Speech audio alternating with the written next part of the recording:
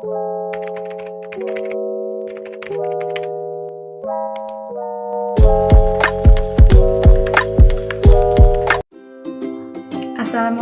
warahmatullahi taala wabarakatuh.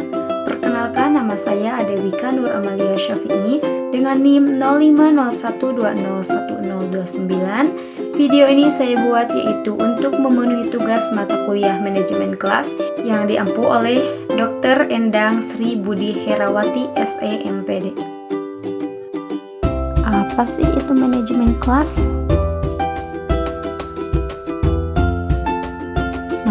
Menurut Nawawi tahun 1982, manajemen kelas itu adalah kemampuan guru atau wali kelas dalam mendayagunakan potensi kelas berupa pemberian kesempatan yang seluas-luasnya pada setiap personal, yaitu untuk melakukan kegiatan-kegiatan yang kreatif dan terarah sehingga waktu dan dana yang tersedia dapat dimanfaatkan secara efisien untuk melakukan kegiatan-kegiatan kelas yang berkaitan dengan kurikulum dan perkembangan murid.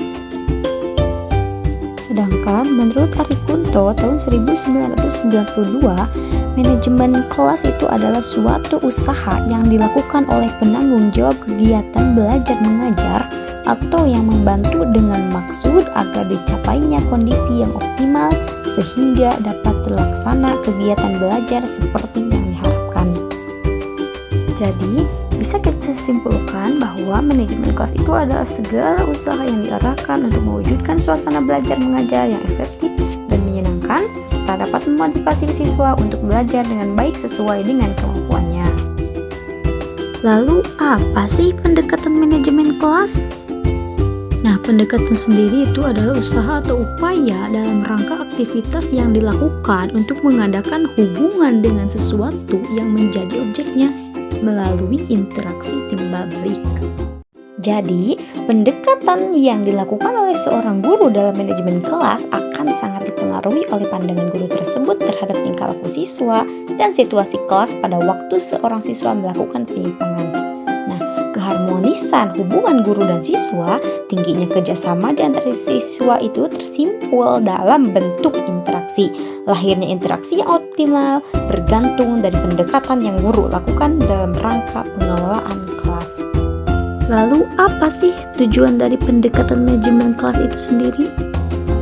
Menurut Mudasir tahun 2011, tujuan yang pertama itu mewujudkan situasi dan kondisi kelas, baik sebagai lingkungan belajar maupun sebagai kelompok belajar. Yang kedua, menghilangkan berbagai hambatan belajar yang dapat menghalangi terwujudnya kegiatan belajar. Dan yang ketiga, menyediakan dan mengatur fasilitas serta perabot belajar yang mendukung dan memungkinkan siswa belajar sesuai dengan lingkungan sosial, emosional, dan intelektual siswa di kelas. Dan yang terakhir, membina dan membimbing sesuai dengan latar belakang sosial, ekonomi, dan budaya serta sifat individual. Selanjutnya, jenis-jenis pendekatan kelas. Yang pertama ada pendekatan otoriter. Nah, pendekatan otoriter ini bertujuan untuk mengontrol tingkah laku peserta didik sesuai yang dikehendaki oleh guru. Nah, peran guru itu penting ya, menciptakan dan mempertahankan kedisiplinan peserta didik. Kemudian yang kedua, pendekatan intimidasi. Nah, hampir sama pendekatan intimidasi ya, untuk mengontrol tingkah laku peserta didik selama proses pembelajaran.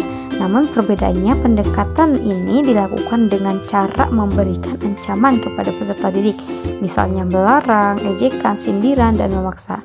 Nah, pendekatan intimidasi ini dilakukan ketika kondisi kelas benar-benar sudah tidak dapat dikendalikan. Jika seorang guru masih mampu memecahkan masalah dengan pendekatan lain, maka pendekatan ini dapat ditangguhkan ya. Pendekatan ini harus dilakukan dalam taraf kewajaran. Jika berlebihan, dimungkinkan bahwa peserta didik itu akan lebih bersikap represif dan melukai perasaan peserta didik. Kemudian, pendekatan permisif.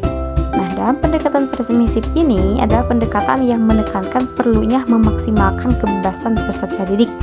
Tema sentral dari pendekatan ini adalah apa, kapan, dan di mana guru hendaknya membiarkan peserta didik bertindak bebas sesuai dengan yang diinginkannya.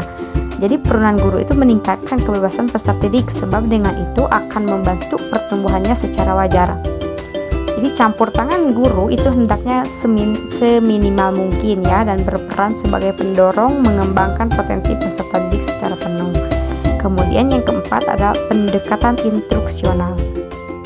Nah, untuk pendekatan instruksional ya, ini mendasarkan kepada pendirian bahwa pengajaran yang dirancang dan dilaksanakan dengan cermat itu akan mencegah timbulnya sebagian besar manajerial kelas. Nah, pendekatan ini berpendapat bahwa manajerial yang efektif itu adalah hasil perencanaan pengajaran yang bermutu. Yang kelima ada pendekatan pembelajaran. Nah, pada pendekatan ini didasarkan pada suatu tanggapan bahwa dalam suatu perencanaan ya dan pelaksanaan itu akan mencegah munculnya masalah tingkah laku anak didik dan memecahkan masalah itu bila tidak bisa dicegah. Kemudian yang keenam pendekatan resep.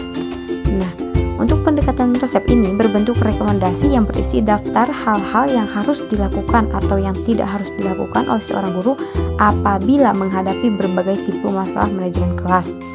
Kemudian yang ketujuh, pendekatan perubahan tingkah laku. Nah, untuk pendekatan perubahan perilaku ini didasarkan pada prinsip-prinsip psikologi behaviorisme. Nah, prinsip utama yang mendasari pendekatan ini itu adalah perilaku merupakan hasil proses belajar. Begitu ya. Kemudian kedelapan, pendekatan sosio-emosional.